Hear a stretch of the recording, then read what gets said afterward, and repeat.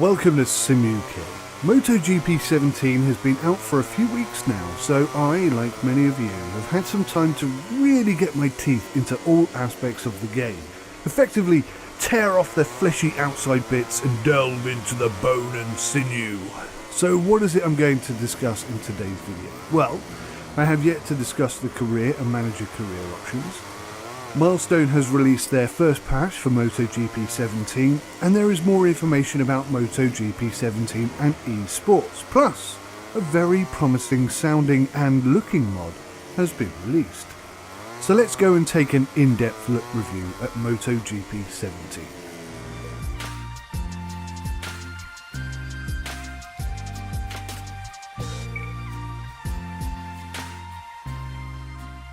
MotoGP 17 is the Italian developer Milestone's 7th iteration of the MotoGP series.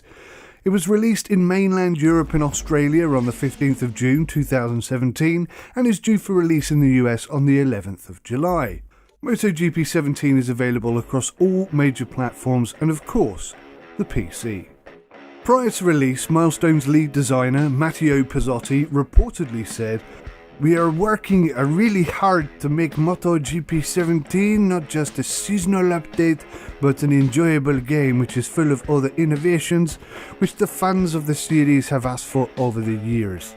We will have a new competitive and thrilling online mode, a completely revolutionized career mode, and much, much more." Now, I'm not sure if that's Poirot or a local Irishman, but this gave huge boost to pre-sales hype as players like me believed once again that after all this time, finally, and with the considerable improvements observed with Ride 2 last year, that Milestone had finally worked on the simulation element of the MotoGP series. I fully expected enhanced physics and overall performance and stability issues across the board to be eradicated, and after 7 years of asking, Milestone might finally deliver. What we actually received was something rather less exciting. There are 4 major enhancements for MotoGP 17. FPS has been doubled to 60, and although glitches, stutters and performance issues are still present, this is a good and much needed upgrade.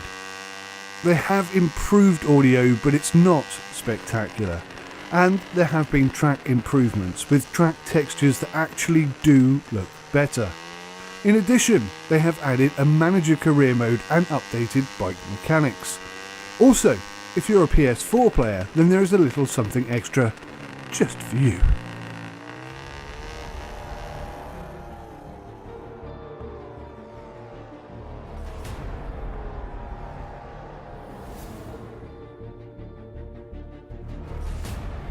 You have always desired to be one of them.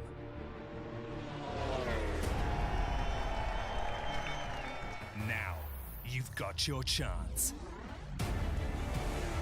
Enter the MotoGP eSports Championship.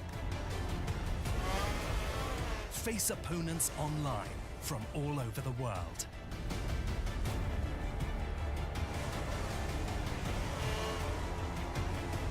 Run your final race for victory.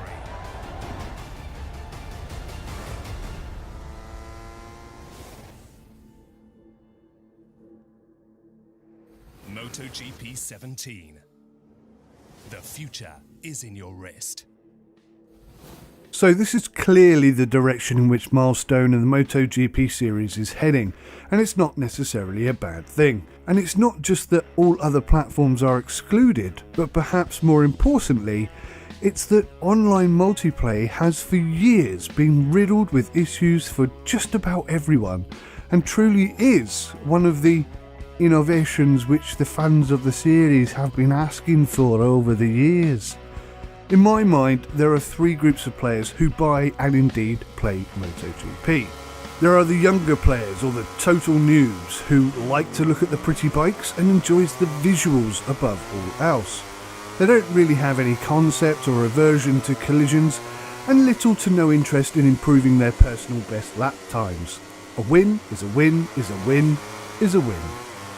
And then you have the real life bikers and or dedicated MotoGP fans. They're here for the thrill of the battle. Aesthetics are still very important, and lap times and clean racing are also on their priorities list, but they are happy to play in third-person view. Then you've got the hardcore biker, perhaps ex-racer and or simulation enthusiasts. Looks are important, but not as important as bike rider physics, precision handling, realistic feedback and the sense of speed. This type of rider generally plays in first-person view, holds clean riding and sportsmanship above all else, and careless or inconsiderate riders will not be tolerated. Now, whilst no one group is better than any other, certainly in terms of priority at least, I do feel that the first two categories I mentioned have been pretty well catered for since day one. And it's the third group, which is where I sit, who constantly get drawn into buying this game based on the lies and empty promises from Milestone. If you're part of either of the other two groups, then this game is great, and to you I do recommend it. Hands down, this is the best in the series so far. I don't think it's quite as good as Ride 2, however. You should be very happy with this game if it's all you want from it. So in that sense, it's a thumbs up, a must buy, and away you go. If on the other hand you're looking for something a bit more challenging, more difficult to master, then MotoGP 17 misses the mark by a long, long way. If you're going to make an arcade game, then promote it as an arcade game. Don't have terms like simulated setting, which is not actually in any way simulated. This is important, not because we are better or think that we are, it's because we are serious, and to be honest, generally the other two categories simply are not as serious. Having a simulator setting allows realism fans to enjoy the level of realisms with other like-minded players, but as it's often too challenging for less dedicated folk, this means that online servers can be separated so that the serious players are all playing against each other. That's just one example of why it's important, of course, but MotoGP shouldn't just be for the casual gamers. Hopefully you can see that the level of realism we are looking for year after year is simply non-existent in all of the MotoGP series releases to date. Ultimately, this is my personal issue with Milestone as a whole, but I'm not the only one who feels this way. Indeed, some people feel even more strongly than I do. Nick Ringelmann from Hamm in Germany has actually started a petition to request Dorna revoke Milestone's license for MotoGP. Just shy of their target of 200 signatures, this is a strong protest against Milestone, who many quite rightly feel do not value or respect their customer opinions. Further research shows that previous and existing employees of Milestone have in unison voiced a concern for the business practices, the management approach, and above all else, the CEO of Milestone. It does beg the question as to why Dorna continue to allow Milestone to behave in this manner. Perhaps there is no suitable alternative.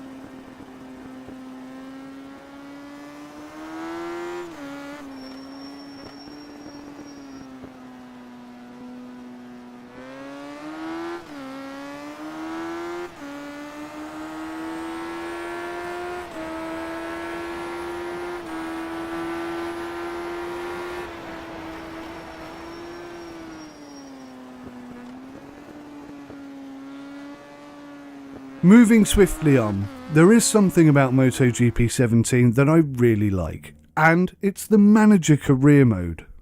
I'm a bit of a soft touch when it comes to management and career facilities. As long as it's decent, then I am engaged, and without doubt this is a good addition to the MotoGP series for the likes of me. I also really like the inbuilt mechanic element.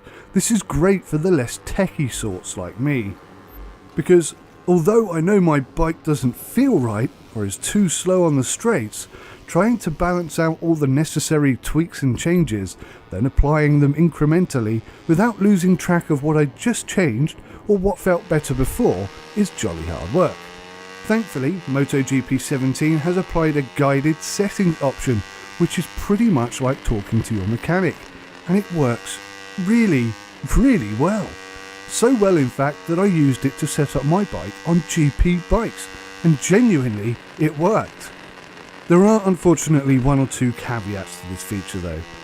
You can't get past the fact that the AI is on a spline, a repetitive continuous spline with absolutely zero care or attention to you or what you're doing.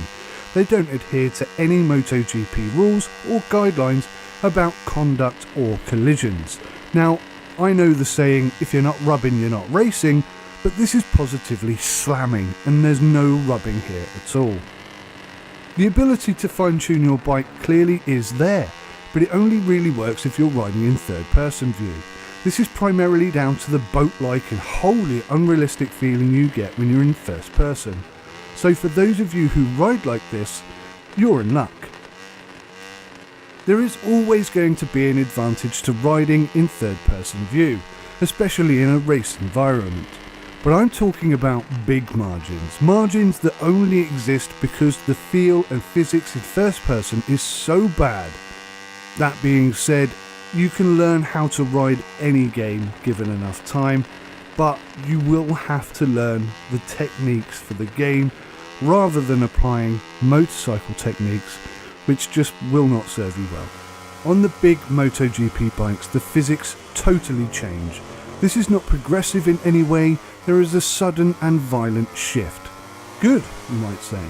But no, not really, because having been forced to learn the totally unrealistic way in which Moto3 and Moto2 perform, and then all of a sudden the bike is suddenly totally unstable when you slam your brake on or overcook the throttle. The change is too aggressive and not realistic. I've no doubt that given enough time to learn the game's interpretation of bike physics, you could adjust accordingly. To be honest though, at this stage it's such a massive waste of time and effort, because the level of realistic physics is so completely absent throughout that you're unlikely to ever get the feel you need for that to be worthwhile. The weather is no longer dynamic, it seems. Instead, it's bound to a single continuous setting throughout an entire race weekend. Then there's the loading screens, OMG. Between each session, the game literally restarts. And a warning for those of you using wireless controllers, if it disconnects mid-game, it won't reconnect until you restart the entire game. My thanks go out to Girl Racer Tracy, a fantastic YouTube rider. If you want to see some serious motorcycle sim racing, then go to her YouTube channel and make sure you give her some thumbs up. Thankfully, she has pointed out that some Brightspark has introduced a mod, a simulation mod if you will, that makes each bike behave less like a docile kitten and more like a provoked panther. This mod is already in its second iteration and it will definitely punish you if you dare to slam on instead of roll on. There's a link in the description below to everything I've mentioned today if you want to go and check it out. This mod does certainly add quite something to proceedings, and it begs the question, why the heck can't Milestone do something like this in the first place? So, regardless of which group you classify yourself as being in, or perhaps you don't classify yourself as being in any of those three groups, I think you can see that this is the best of all the MotoGP series to date. It's just not good enough for those of us in Group 3. Until next time, take care of yourselves. Goodbye for now.